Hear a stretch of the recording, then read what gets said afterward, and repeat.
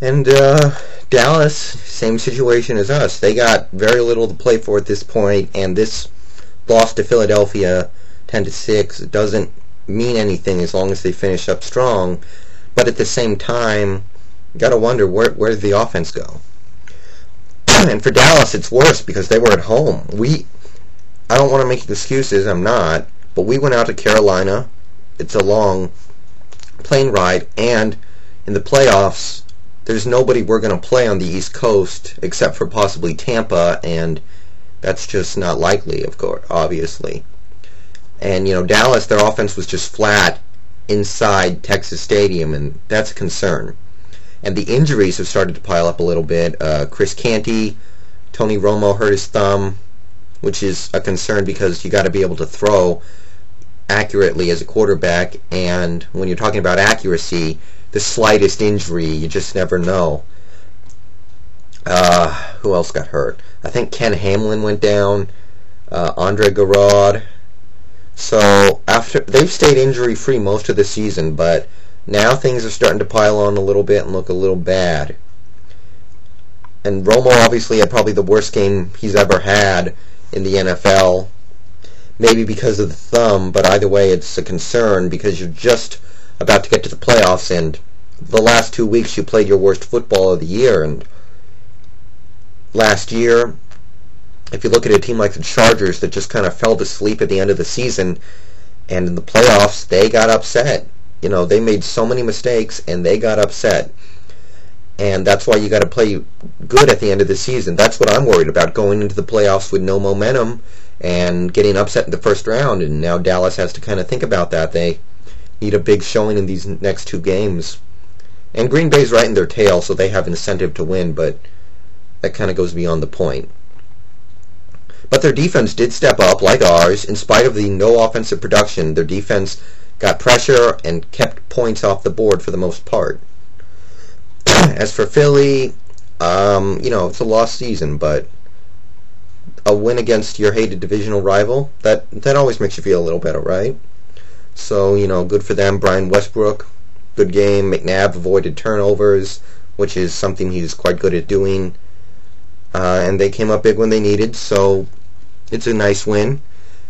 And obviously it doesn't mean anything to them this season, but if you can establish momentum going into the next year, sometimes that can do all the difference.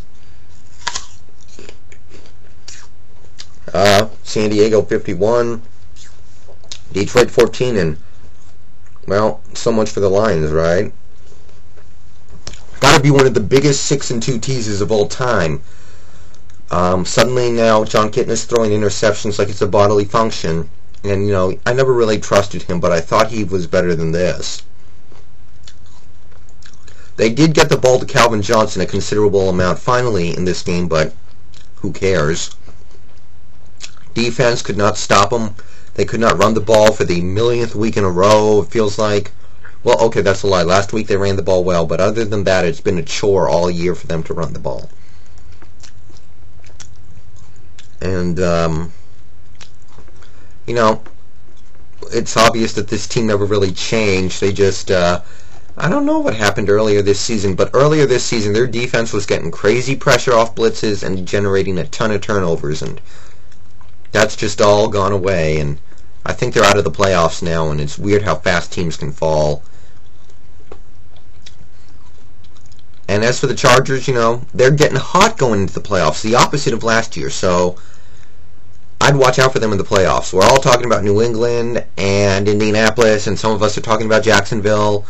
Watch out for San Diego because they learned something last year when they lost in the playoffs. Just like Indy learned something the year before, and Pittsburgh learned something the year before that.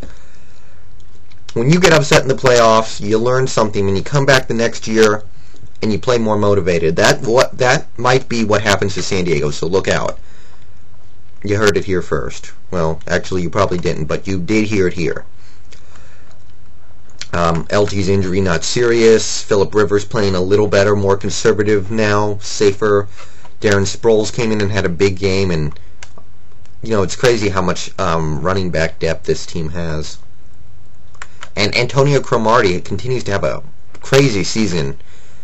and he is just a physically gifted athlete, and it's fun to watch. Washington, New York. I didn't watch this game. I was watching The Departed on DVD, but it doesn't look like I missed much.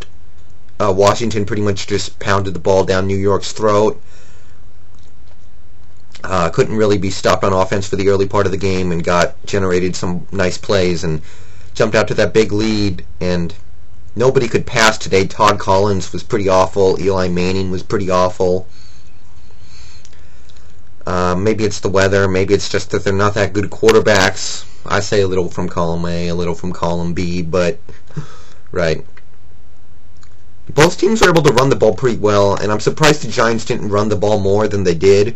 They did run it quite a bit, but given the situation, I would have run the ball a lot more. The receivers could not hold on to passes. They were just dropping them left and right. It was humiliating. Jeremy Shockey out for the year. That's a pretty big blow. Their special teams are still a little weak. Their defense hasn't been the same since losing Kiwanuka. Yeah, obviously you can't replace a guy like Kiwanuka, but it's still, saying that isn't going to make the problem go away. And Washington.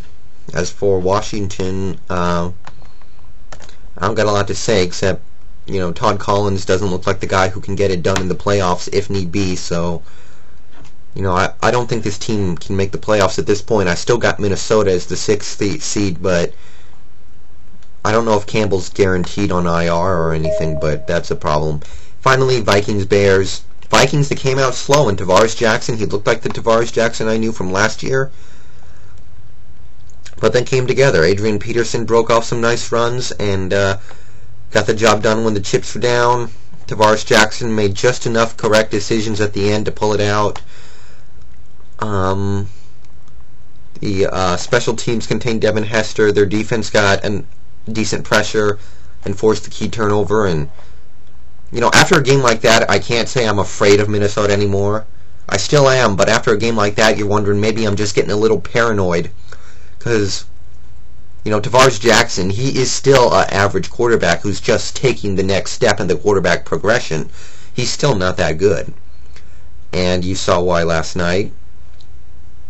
But, obviously when you're turning the ball over 4 times, how impressive can you look? But Chicago's obviously not that good of a team. But even so, I do think this team can make some noise in the postseason. And Chicago, I think they had like 11 penalties or something. That's painful, man. Obviously they couldn't run the ball at all, and most teams can't against Minnesota, but still, they had a hard time passing the ball accurately. They got big plays from the defense. The defense showed up, especially Brian Urlacher. He had one of the few big games he's had this year, but, Kyle Orton, he played average for a little while, and then right at the end he made the key mistake, and there you go. So, Chicago's done. I think Minnesota's going to wrap up 10-6. I think they're going to take the 5th seed and play the Buccaneers in the first round, and it's going to be fun. That's all I got to say about this week. So, for this Thursday game, let me see. Give me a second here. I'll throw out a prediction just in case I don't get to a predicting tomorrow or Thursday, and I'm going to take Pittsburgh pretty obviously here. I don't got to think too hard about this one, so see you guys later.